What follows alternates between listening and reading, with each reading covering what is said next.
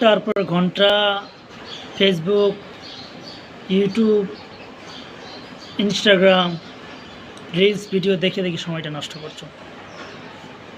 এবার কি ভেবে দেখেছো আদতে তোমার কোনো লাভ হচ্ছে? না, আদতে কোনোই লাভ হচ্ছে না। কত ঘন্টা ব্যয় হচ্ছে আমরা ভেবেই দেখি না। এই আপনার ফোকাসকে ধরে রাখার জন্য মাল্টি ন্যাশনাল কোম্পানিগুলো মিলিয়ন বিলিয়ন ডলার খরচ করে। কারণ কি, আপনাকে আর আমাকে যাতে করে ধরে রাখা যায় সোশ্যাল মিডিয়াগুলোতে, সেভাবে তারা কাজ করছে। তাদের উদ্দেশ্য বা কী?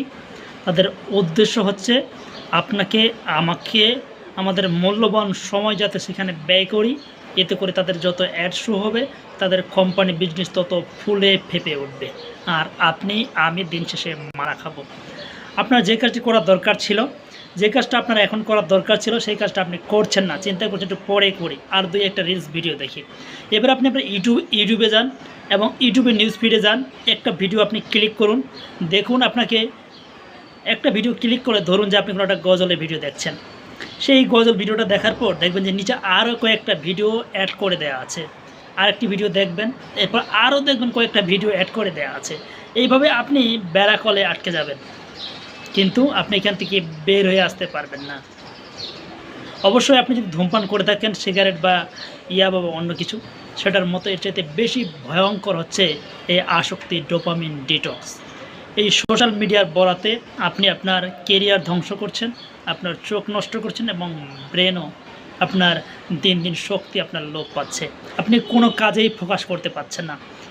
আপনি যে কাজটা আগে 1 ঘন্টা করতে পারতেন, সেই কাজটা আর এখন 1 ঘন্টা করতে পারছেন না। মাত্র 10 থেকে 15 মিনিটের মধ্যেই আপনার খেলা শেষ। এভাবেই চলতেছে।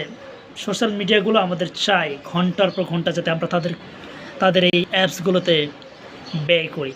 আর সোশ্যাল মিডিয়ার সেই অ্যাপগুলো সেভাবেই অ্যালগোরিদম অনেক নিখুঁতভাবে তৈরি করা, যাতে করে আপনি আমি ঘন্টার পর ঘন্টা নিজের মূল্যবান সময়, নিজের প্রোডাক্টিভিটি সব রেখে, কোনো গুরুত্বপূর্ণ কাজ রেখে তাদের অ্যাপসগুলোতে সময় ব্যয় করি, কিন্তু দিন শেষে আপনি আর আমি মারা খাচ্ছে।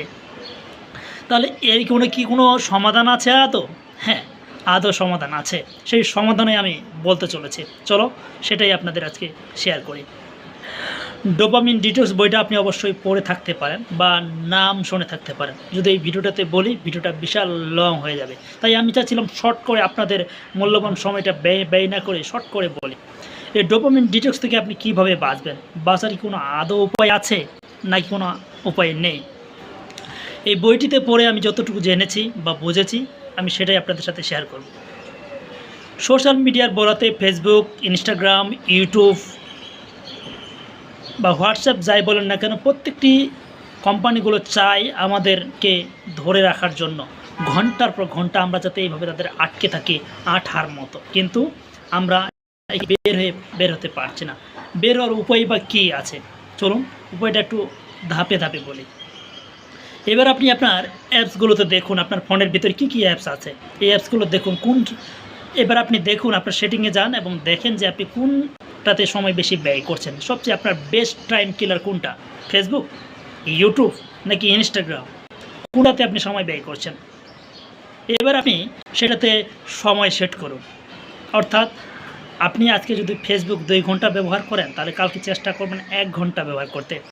এবার আপনি কি করবেন, প্রয়োজনে যদি কোনো বেশি গুরুত্বপূর্ণ না হয়, তাহলে আপনার ফোনে থাকা যতগুলো অ্যাপস আছে, সেই অ্যাপসগুলো আপনি যদি প্রয়োজন না হয়, তাহলে আপনি ফোন থেকে ডিলিট করে দিন।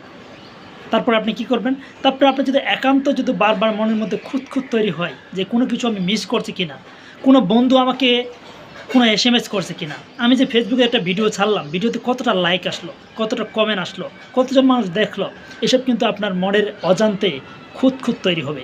মনের অজান্তে একটা হতাশা কাজ করবে। এইখানে তারা সেই খেলাটা খেলে, এই খেলাটা আপনাকে বুঝতে হবে। চলো, সেটা হচ্ছে আপনার যে ধরুন যে আপনি ফেসবুকে আপনার সময় বেশি ব্যয় করেন, তাহলে ফেসবুকটি আপনি আনইনস্টল করে দিন। তাহলে সমাধান কি?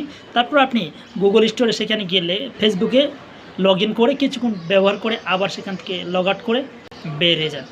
অর্থাৎ আপনার যে কাজটাতে আপনি খুব দ্রুত সময়ে করেন বা বেশি সময় ব্যয় করেন, সেই কাজটা এমনভাবে রাখুন বা এমন সিস্টেমে রাখুন যাতে করে সেখানে যেতে আপনার একটা বিশাল একটা কষ্ট হয়। ধরুন আপনি পড়ার টেবিলে আছেন বা আপনার ফোনটা, মোবাইল ফোনটি আপনি অন্য কোনো জায়গায় রাখুন, অথবা আপনার বাবাকে অথবা মাকে দিন যে ফোনটা তুমি 1 ঘন্টার জন্য রাখো, আমি পড়াশোনা শেষ করব, তারপর আমি ফোনটা ব্যবহার করব। অর্থাৎ আপনি এমনভাবে ফোনটা রাখুন যাতে সহজে আপনার না ঢুকতে পারেন। ফেসবুক হতে পারে, সেটা ইউটিউব হতে পারে, আমি প্রত্যেকটি অ্যাপসের কথা বলছি। ব্যবহার করুন, আমি বলছি না সোশ্যাল মিডিয়ার বরাতে সোশ্যাল মিডিয়া আমাদের সময় যেমন নষ্ট করছে।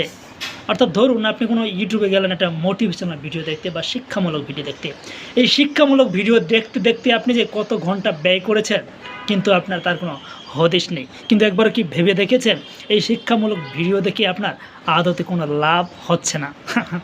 আদতে কোনোই লাভ হচ্ছে না, শুধুমাত্র স্ক্রলিং করতে আছেন, একটার পর একটা ভিডিও দেখছেন, কিন্তু কোনোই লাভ হচ্ছে না। সোশ্যাল মিডিয়াকে আপনাকে ধোঁকা বানাচ্ছে, আপনাকে বোকা বানাচ্ছে, আপনার বুদ্ধি বিবেক দিন দিন লোপ পাচ্ছে। আপনার যেটা করার দরকার সেটা কিন্তু আপনি করছেন না, ভাবছেন হাতে অনেক সময় বাকি আছে, এখন না করি, পরে করলে হয় না? হ্যাঁ, এই পরে করতে করতে আর আগামী বছরও করা হবে না। যদি আপনি স্টুডেন্ট হয়ে থাকেন তাহলে নিয়মিত বই পড়ার চেষ্টা করুন। শুধু অনলাইনে বা মোটিভেশন ভিডিও দেখে সারা জীবনে আপনি কিছু করতে পারবেন না। আপনি